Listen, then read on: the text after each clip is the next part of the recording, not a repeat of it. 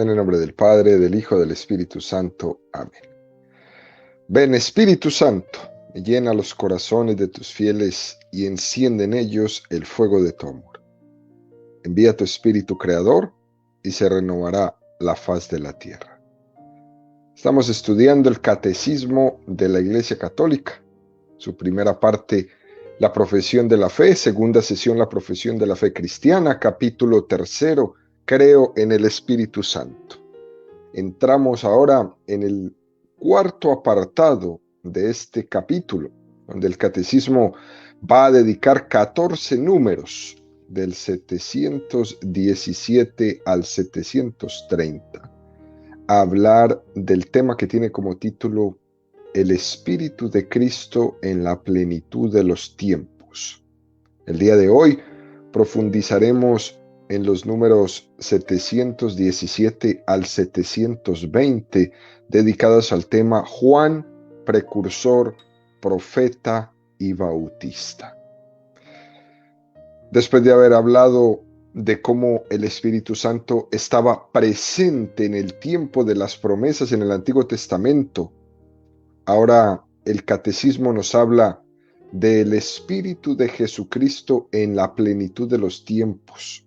Y antes de hablar de la presencia del Espíritu en Jesucristo y en María, se nos habla de la presencia del Espíritu en Juan Bautista. Número 717 del Catecismo de la Iglesia Católica dice: hubo un hombre enviado por Dios, se llamaba Juan. Juan fue lleno del Espíritu Santo ya desde el seno de su madre, por obra del mismo Cristo, que la Virgen María acababa de concebir en el Espíritu Santo. La visitación de María a Isabel se convirtió así en visita de Dios a su pueblo. Este número precioso, queridos amigos, nos presenta el Catecismo en esta mañana. Nos deja entrever cómo el Catecismo ha puesto la insistencia en esa cierta similitud en la concepción de Juan el precursor y de Jesucristo. Lucas 1:15. Porque será grande ante el Señor, no beberá vino ni licor, estará lleno de Espíritu Santo ya desde el seno de su madre. O Lucas 1:41. Y sucedió que cuanto oyó Isabel del saludo de María, saltó de gozo el niño en su seno, e Isabel quedó llena de Espíritu Santo. Se nos quiere subrayar que la llegada al mundo del precursor de Jesucristo fue también una obra del Espíritu Santo. Ciertamente no se trata de una concepción virginal, pero el Señor quiso que la llegada al mundo de Juan fuera un signo que manifestara que era un enviado de Dios. El hecho de que su madre, Isabel, fuera estéril, además de también ser de edad avanzada, es obra del Espíritu Santo. Los dones del Espíritu Santo superan a la carne. Zacarías tuvo como una especie de purificación interior por no haber terminado de creer y de confiar en el anuncio del Señor. Ese quedarse mudo del papá de Juan Bautista, de Zacarías, era un signo de purificación, un tiempo de reflexión interior para llegar a creer en la fuerza del Espíritu Santo que estaba obrando en Isabel. Otro signo muy interesante, cuando Zacarías escribe el nombre de su hijo, Lucas 1:59-62. Y sucedió que al octavo día fueron a circuncidar al niño y querían ponerle el nombre de su padre, Zacarías. Pero su madre, tomando la palabra, dijo: no, se ha de llamar Juan. Le decían: no hay nadie en tu parentela que tenga ese nombre. Y preguntaban por señas a su padre cómo quería que se le llamase. Él pidió una tablilla y escribió: Juan es su nombre. Y todos quedaron admirados. Y al punto se abrió su boca y su lengua y hablaba bendiciendo a Dios. Recordemos que los nombres eran heredados de sus padres. Este signo es como decir: yo, Dios, he traído a este mundo a un profeta a través de ti, pero no es tuyo. Isabel, ese no es tuyo. Zacarías, ese no es tuyo. Ese es un don de Dios. Por eso es Dios el que le pone el nombre. Juan es su nombre. Con esto se está purificando la concepción de lo que es el hombre de Dios o el profeta. Estos no son profetas por la pertenencia a una tribu. Son profetas por una elección de Dios. También el ángel le dijo a María cómo iba a llamar a Jesús. Y le pondrás por nombre Emmanuel. En el Antiguo Testamento, la concepción del sacerdocio era la pertenencia a la tribu de Leví. El sacerdocio era una cuestión de casta, de herencia, que se transmitía. No era tanto una elección de Dios, sino una herencia. Por eso Jesús es sacerdote según el rito de Melquisedec. Jesús no era de la tribu de Leví. Recordemos, queridos amigos, que Melquisedec fue aquel sacerdote que se encontró con Abraham y nadie sabía la procedencia de Melquisedec. Sin embargo, él bendijo a Abraham y por tanto, si lo bendijo, es porque era sacerdote.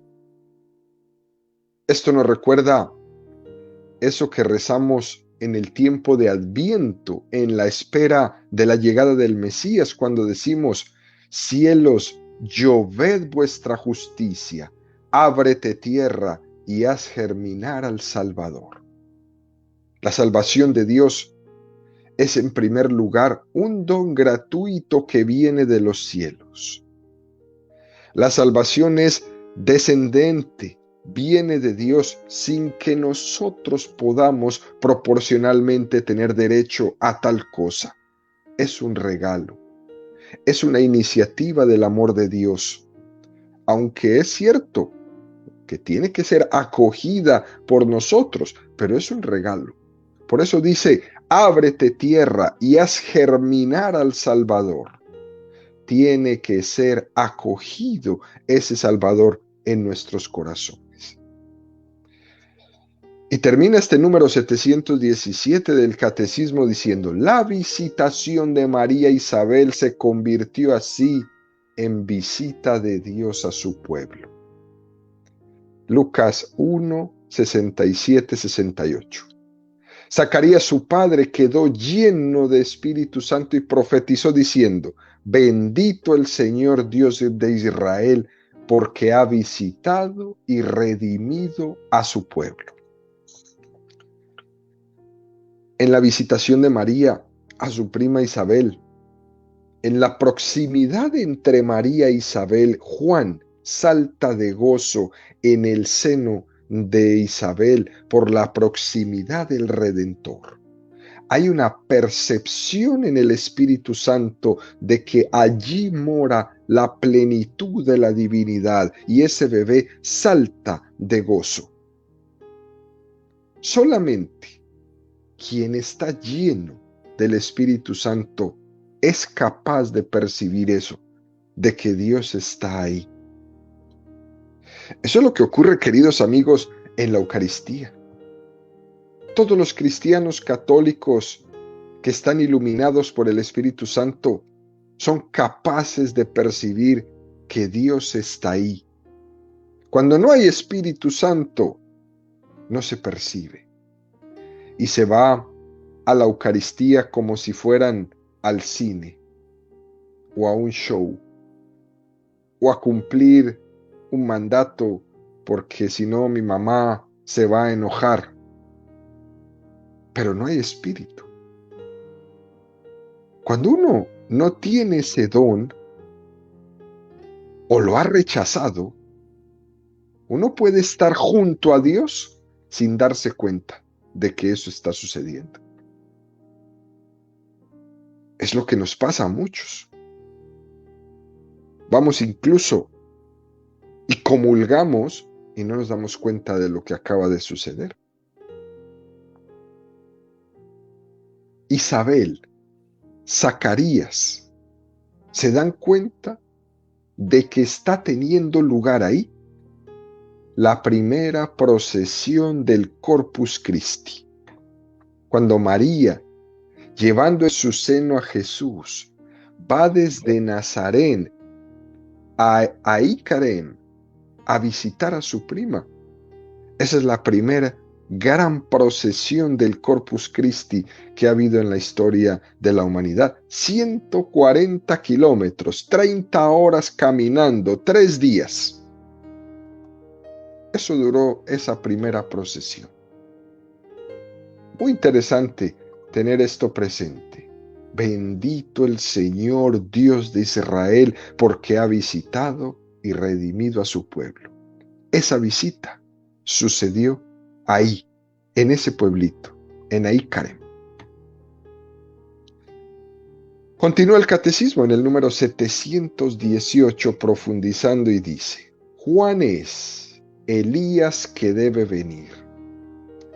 El juego del Espíritu Santo lo habita y lo hace correr delante como precursor del Señor que viene. En Juan el precursor, el Espíritu Santo culmina la obra de preparar al Señor un pueblo bien dispuesto. En este número se menciona una tradición que provenía del Antiguo Testamento, Mateo 17, 10, 13. Sus discípulos le preguntaron: ¿por qué pues dicen los escribas que Elías debe venir primero?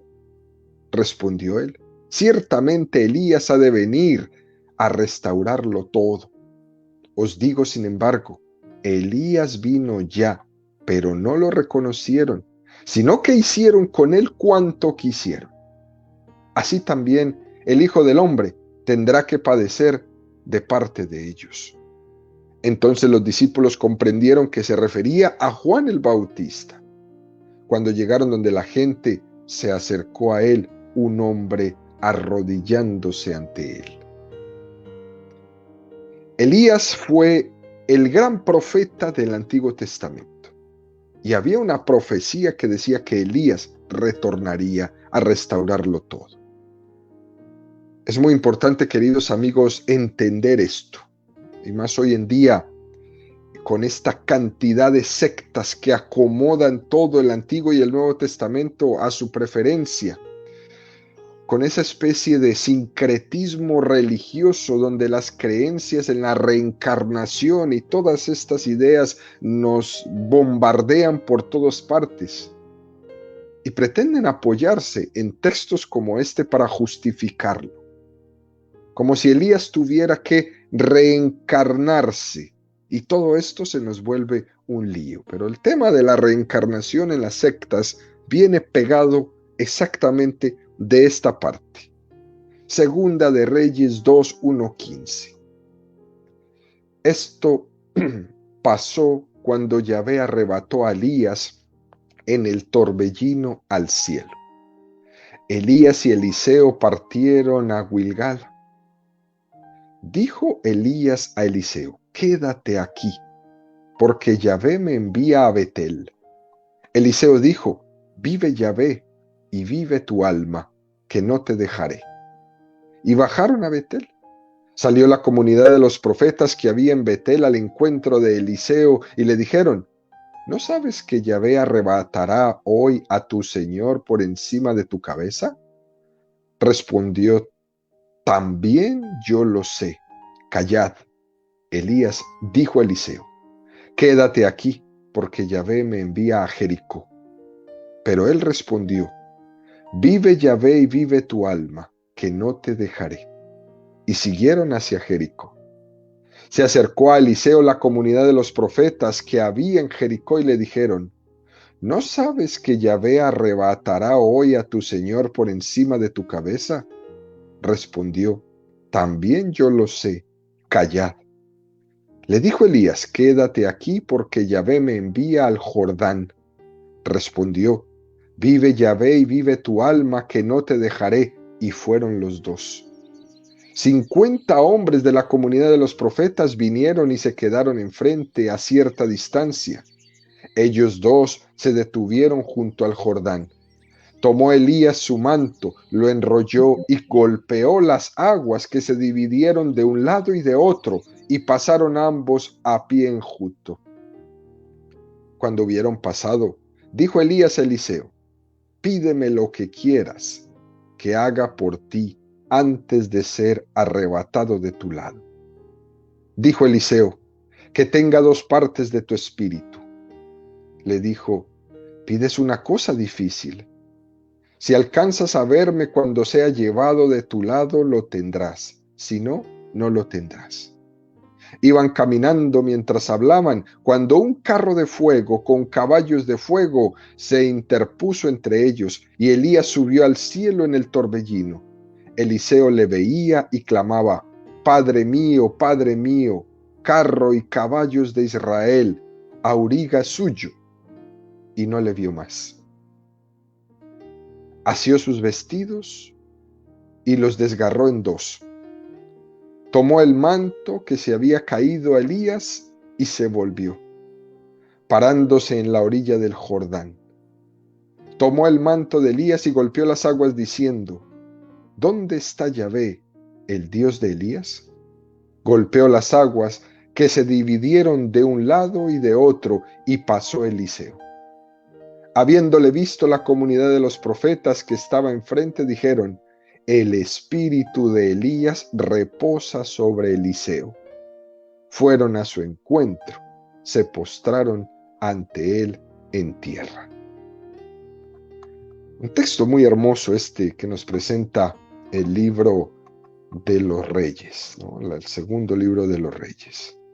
Cuando Jesús dice: Elías ha venido ya, el versículo donde Eliseo hace esa petición, que tenga 2 partes de tu espíritu, dicen los escrituristas que en la tradición de San Jerónimo, en la traducción de la Biblia, esos 2 tercios significan la doble pertenencia a la herencia paterna, que lo recibía el hijo mayor.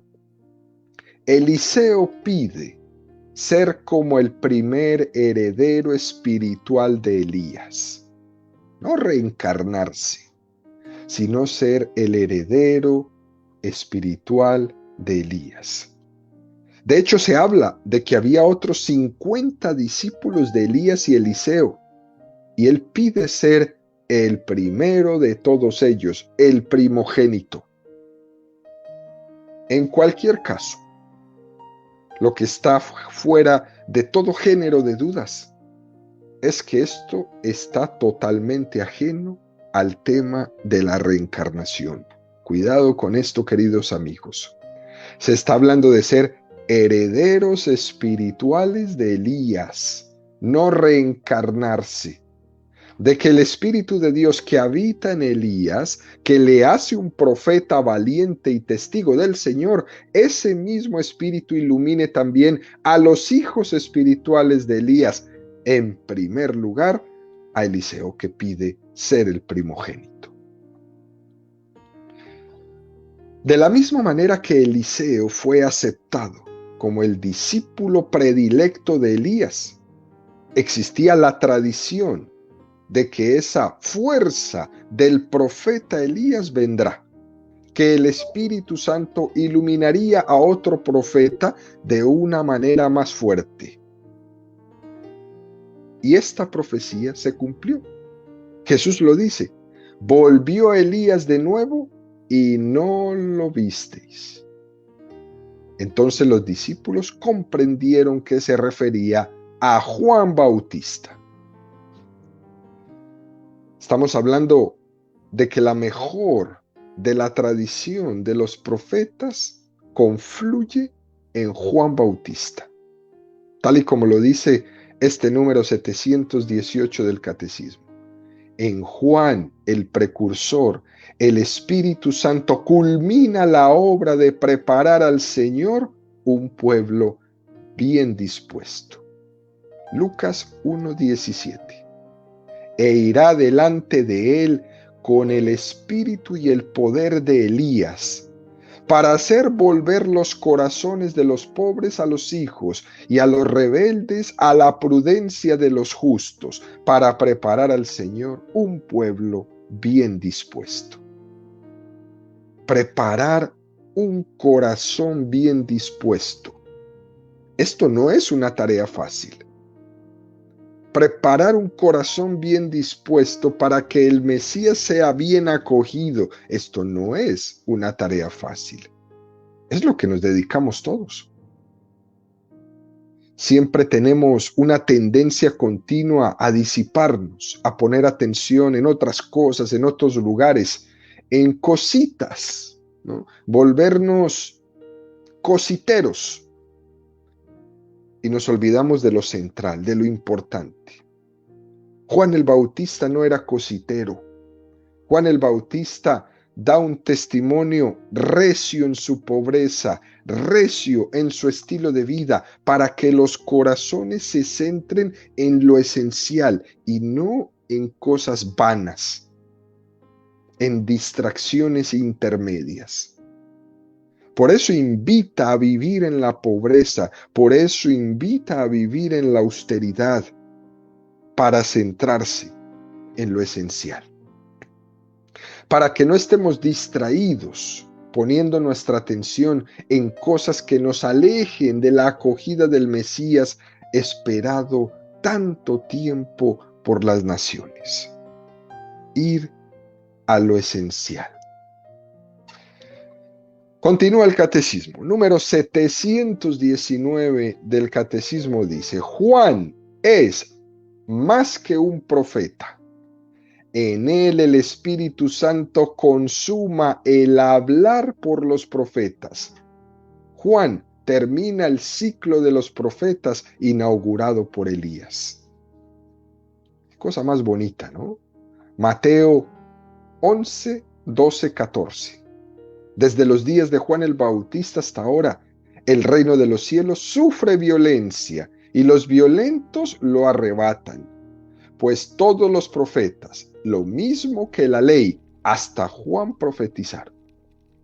Y si queréis admitirlo, él es Elías, el que iba a venir.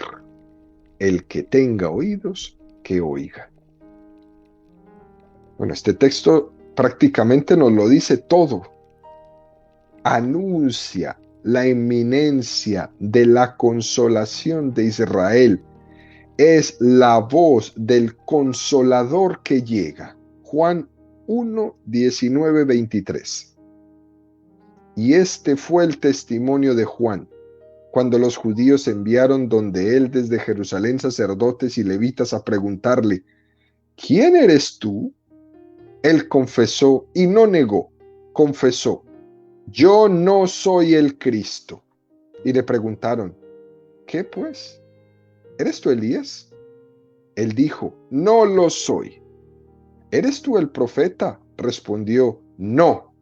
Entonces le dijeron: ¿quién eres pues para que demos respuesta a los que nos han enviado?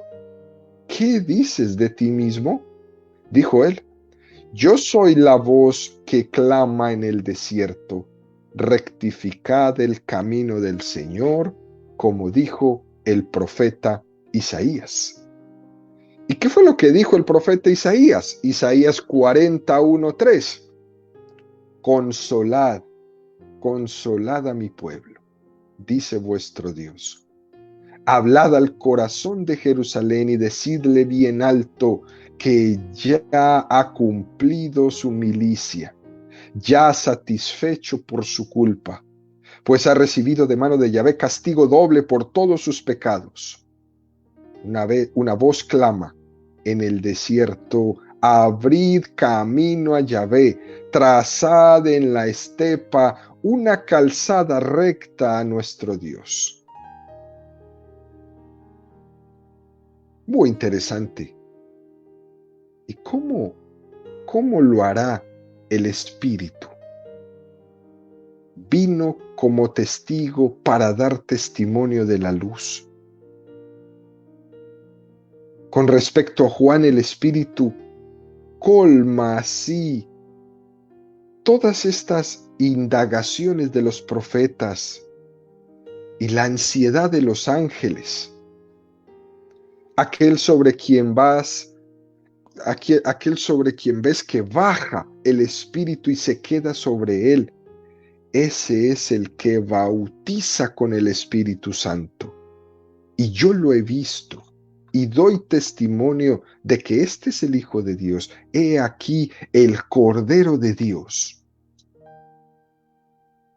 Por estas palabras podríamos decir que Juan el Bautista es el culmen del profetismo del Antiguo Testamento. Yo lo he visto y doy testimonio de que este es el Hijo de Dios, porque yo no lo soy.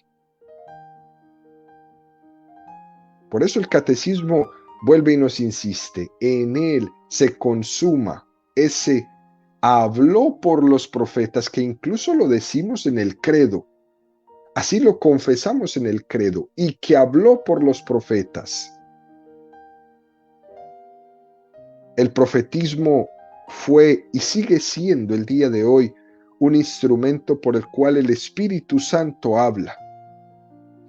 La clave del profetismo está en cómo discernir quién es un verdadero profeta y quién es un falso profeta. Y una pista para discernir esto nos la da el mismo Juan Bautista. Solamente el que está lleno del Espíritu Santo es capaz de señalar al que está lleno del Espíritu Santo. Por eso Juan el Bautista, que está lleno de Espíritu Santo, señaló en medio del río Jordán a Jesús al decir: este es el Cordero de Dios. Por eso es que a los llenos del Espíritu Santo no los engaña nadie, porque ellos son capaces de discernir quién está lleno de Espíritu Santo.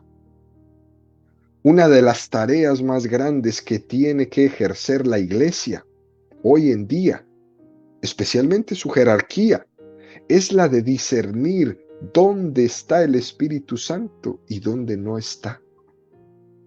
Dice este texto, ¿no? Juan Bautista es la voz, no es la palabra. Él es la voz. Y San Agustín nos da un precioso texto que dice, el comentario sobre la voz: yo soy la voz que clama en el desierto. Juan era voz, pero el Señor era la palabra. Esa palabra que en el principio ya existía. Juan era una voz pasajera. Cristo, la palabra eterna desde el principio. Precioso esto que nos menciona San Agustín. Y es un elemento de cómo se tiene que discernir el verdadero profeta. El verdadero profeta es el que busca ser voz, no palabra. Aquel que busca prestarle su voz a Jesucristo, pero él no interfiere con sus palabras, él no interfiere con sus ideologías personales, el mensaje de Jesucristo. Los falsos profetas, los que podríamos llamar líderes carismáticos de sectas, no son verdaderos profetas, porque lo que hacen es confundir la voz con la palabra. El profeta vino y curó, dicen. Vino y sanó, dicen. Hacen que su voz se constituya en palabra y no predican la palabra de Dios, sino que se predican a su propia ideología. no se fundamentan en la Sagrada Escritura ni en el magisterio, sino que aprovechan ese hálito que les da aparentar que son profetas de Dios para meter sus ideas, sus ideologías. Se creen palabra y se les olvida que solamente tienen que ser voz. Yo soy la voz que clama en el desierto. Eso es lo que nos enseña Juan Bautista. Este texto de San Agustín, que me voy a permitir leerlo completo, es un texto de la liturgia del oficio de lecturas del día 24 de junio. En la segunda lectura del oficio está este sermón de San Agustín obispo que se llama La voz del que clama en el desierto. Dice San Agustín: la Iglesia celebra el nacimiento de Juan como algo sagrado, y él es el único de los santos cuyo nacimiento se festeja. Celebramos el nacimiento de Juan y el de Cristo. Ello no deja de tener su significado. Y si nuestras explicaciones no alcanzaran a estar a la altura del misterio tan elevado, no hemos de perdonar esfuerzo para profundizarlo y sacar provecho de él. Juan nace de una anciana estéril, Cristo de una jovencita virgen. El futuro padre de Juan no cree el anuncio de su nacimiento y se queda mudo. La Virgen cree el del nacimiento de Cristo y lo concibe por la fe. Esto es, en resumen, lo que intentaremos penetrar y analizar. Y si el poco tiempo y las pocas facultades de que disponemos no nos permiten llegar hasta las profundidades de este misterio tan grande, mejor os adoctrinará aquel que habla en vuestro interior. Aún en ausencia nuestra, aquel que es objeto de vuestros piadosos pensamientos, aquel que habéis recibido en vuestro corazón y del cual habéis sido hechos templo. Juan viene a ser como la línea divisoria entre los dos testamentos, el Antiguo y el Nuevo. Así lo atestigua el mismo Señor cuando dice: la ley y los profetas llegarán hasta Juan. Por tanto, Él es como la personificación de lo antiguo y el anuncio de lo nuevo. Porque personifica lo antiguo, nace de padres ancianos. Porque personifica lo nuevo, es declarado profeta en el seno de su madre. Aún no ha nacido, y al venir la Virgen María salta de gozo en las entrañas de su madre Isabel. Con ello queda ya señalada la misión. Aún antes de nacer queda demostrado de quién es precursor, antes de que él lo vea. Estas cosas pertenecen al orden de lo divino y sobrepasan la capacidad de la humana pequeñez.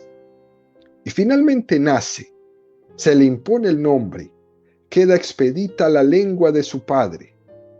Estos acontecimientos hay que entenderlos con toda la fuerza de su significado. Zacarías calla y pierde el habla hasta que nace Juan, el precursor del Señor, y abre su boca. Este silencio de Zacarías significa que antes de la predicación de Cristo, el sentido de las profecías estaba en cierto modo latente, oculto, encerrado. Con el advenimiento de aquel a quien se referían las profecías, todo se hace claro.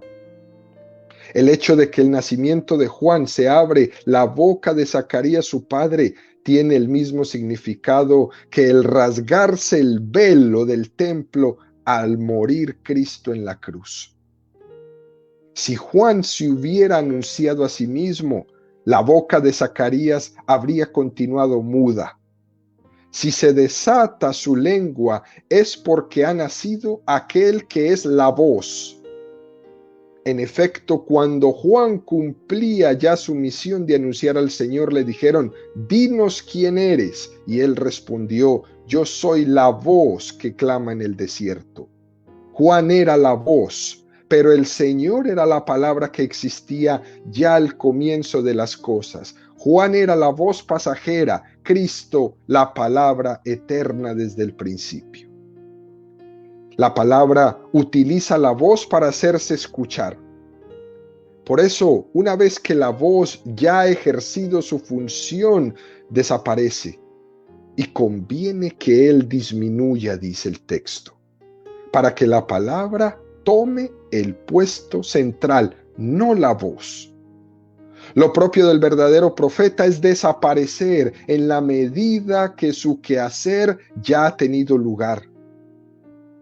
Esta iluminación nos sirve hoy día para entender esa evocación de Dios continua entre nosotros.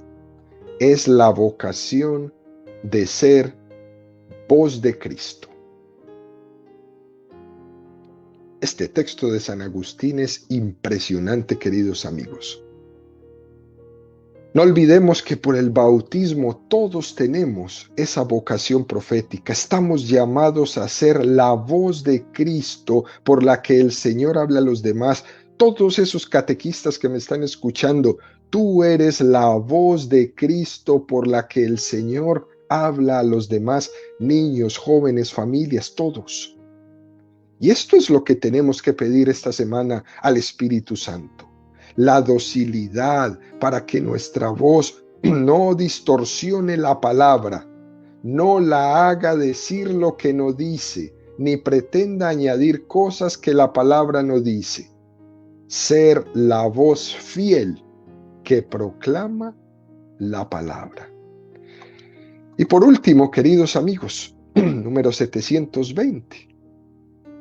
El fin con Juan Bautista.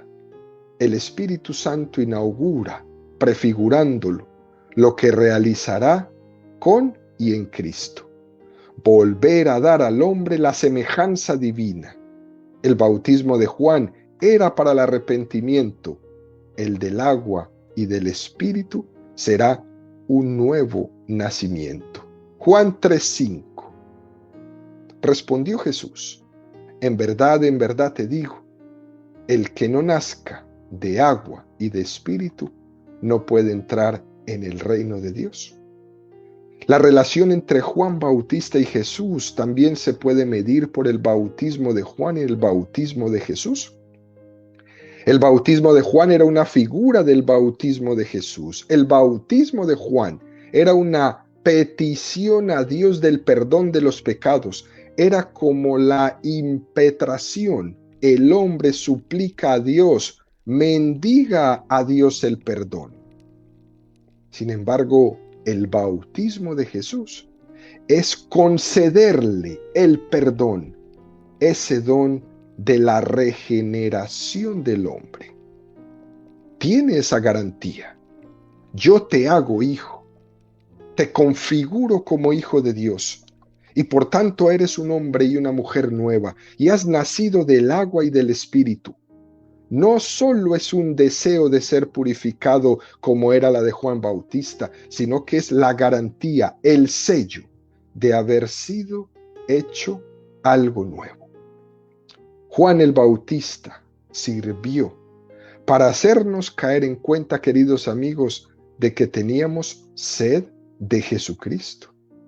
Y el Espíritu Santo estaba en Juan Bautista para que pudiéramos ver cómo en Jesucristo encontramos el agua viva que sacia nuestra sed.